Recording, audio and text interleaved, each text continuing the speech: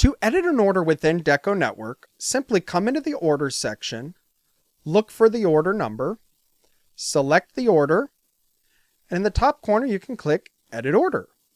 From within here, I can add additional line items, whether it be the traditional Add New Product, Freeform, or Previously Ordered Product. I can override pricing by going in. I could override the blank price. I can override the decoration price. I can apply a discount, add extra charges. Anything that I could do within the quote, I can manipulate the order as well. So it's as simple as look for the order, click Edit Order, and do whatever you need.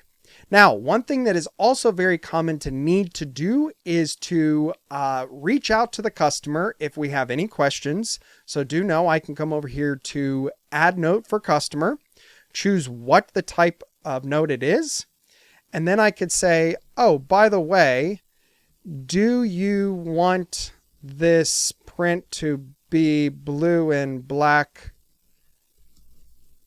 instead of blue and white like the other t-shirt in your order?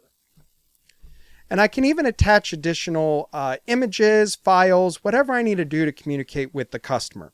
What's nice about this is it's going to email the customer. The customer can respond directly from it. They don't have to go into their account profile.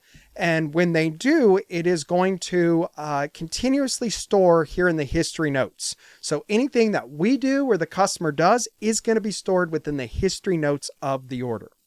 If I need to apply a payment to the order or a refund, I'm going to come into Payments. I can add a payment, or I can add a refund or apply account credit that the customer already has.